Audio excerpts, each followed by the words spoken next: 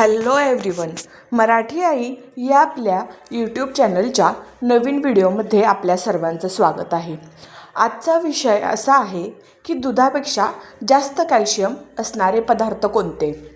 तर आपल्या शरीराला दर दिवसाला 800 ते 1000 मिलीग्रॅम कॅल्शियमची आवश्यकता असते आणि ही आवश्यकता भागवण्यासाठी आपण दुधाव्यतिरिक्त कोणकोणत्या पदार्थांचे सेवन करू शकतो हे आज आपण आजच्या व्हिडिओमध्ये बघणार आहोत. दुधामध्ये खूप हाय प्रमाणात कॅल्शियम असते हे तर आपल्या सर्वांना माहीतच आहे. पण दुधाव्यतिरिक्त असे कोणते पदार्थ आहेत जे आपल्याला दुधाएवढेच किंवा दुधापेक्षा जास्त पटीने कॅल्शियम देऊ शकतात. चला बघूया असे कोणते पदार्थ आहेत जे आपल्याला दुधापेक्षा जास्त कॅल्शियम देऊ शकतात. या लिस्टमध्ये सगळ्यात पहिलं नाव येतं ते पनीरचं. पनीर हा दुधाचाच एक पदार्थ आहे, पण पनीरमध्ये दुधापेक्षा जास्त कॅल्शियम असतं. जर हे पनीर घरी बनवलेलं असेल तर चांगलंच, पण विकतचं पनीर घेताना थोडी सावधगिरी बाळगणं जास्त गरजेचं आहे, कारण पनीरमध्ये आजकाल भरपूर भेसळ मिळते. त्यामुळे पनीर हे एक असा पदार्थ आहे की ज्यामध्ये दुधापेक्षा जास्त पटीने कॅल्शियम असतं. जे लोक नॉनव्हेज खात नाहीत ते जास्त करून पनीर प्रेफर करतात कॅल्शियमसाठी. आता दुधापेक्षा दह्यामध्ये सुद्धा जास्त कॅल्शियम आढळतं. दह्यासोबतच ताकामध्येही जास्त कॅल्शियम असतं, जे आपल्या शरीरासाठी खूप फायदेशीर ठरतं. त्यानंतर येतो आवळा. आवळ्यामध्ये सुद्धा भरपूर कॅल्शियम असतं. याशिवाय आवळ्यामध्ये असलेल्या काही घटकांमुळे आपल्या शरीरातली रोगप्रतिकारक क्षमता चांगली वाढते, केस मजबूत होतात, स्किनवर ग्लो येतो. त्यामुळे आवळ्यामध्ये सुद्धा भरपूर प्रमाणात कॅल्शियम असतं. आता यानंतर येते ती म्हणजे भेंडी.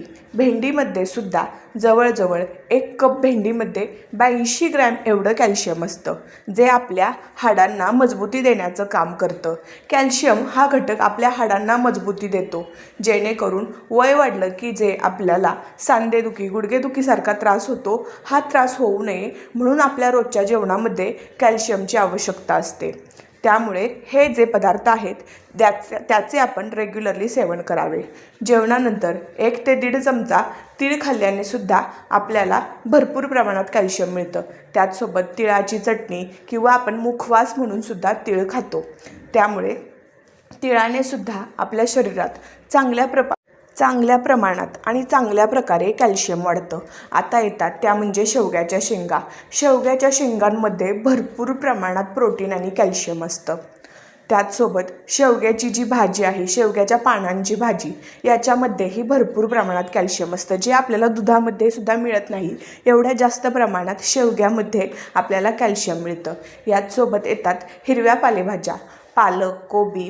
त्याचसोबत सगळ्याच हिरव्या पालेभाज्या जसं की मेथी झालं, वाटाणा झालं, या सगळ्यांमध्ये भरपूर प्रमाणात कॅल्शियम असतं. त्यानंतर येतं ते म्हणजे सोयाबीन. सोयाबीनमध्ये सुद्धा भरपूर प्रमाणात कॅल्शियम असतं, जे आपण प्रोटीनमधून म्हणून सोयावडी खातो, तिच्यामध्येही भरपूर प्रमाणात कॅल्शियम असतं, फायबर असतं. त्याचसोबत आजकाल काय करतात, गहू दळायला देताना त्याच्यामध्ये 1 वाटी सोयाबीन टाकतात, जेणेकरून आपल्या शरीराला calcium, fibre, protein, iron, carbohydrate हे सगळं मिळावं. यासाठी सोयाबीनचंही आजकाल सेवन चांगल्या प्रमाणात केलं जातं. त्यानंतर येतात आपल्या घरातलेच कडधान्ये किंवा डाळी. यांनीसुद्धा आपल्याला चांगल्या प्रमाणात कॅल्शियम मिळतं. त्याचसोबत चीज झालं, दुधाचे पदार्थ. आता दूध तर आपण खाणारच आहोत, पण दुधाचे पदार्थसुद्धा ताक, पनीर, दही अशा पदार्थांमध्ये जास्त प्रमाणात कॅल्शियम असतं. तीळ, ओवा, खसखस, जवस, सुकवलेले अंजीर हे सुद्धा कॅल्शियमचे उत्तम स्तोत्र आहेत. त्याने सुद्धा आपल्या शरीराला चांगल्या प्रमाणात कॅल्शियम मिळतं, जेणेकरून आपल्या शरीराला जी कॅल्शियमची गरज आहे ती ह्या पदार्थांनी भागून निघते. त्यामुळे आपल्या रोजच्या जीवनशैलीत असे पदार्थ ठेवले तर आपल्या शरीराला जी कॅल्शियमची गरज आहे ती भागून निघते. त्यामुळे आपल्या जेवणात या सगळ्या पदार्थांचा समावेश करावा, जेणेकरून पुढे जाऊन आपल्या शरीराला, आपल्या हाडांना कॅल्शियमची कमतरता भासणार नाही. पुढे जाऊन कॅल्शियमच्या सप्लिमेंट्स खाण्यापेक्षा आत्तापासूनच शरीरात कॅल्शियम कसं घेता येईल याकडे लक्ष द्यावं. थँक्यू.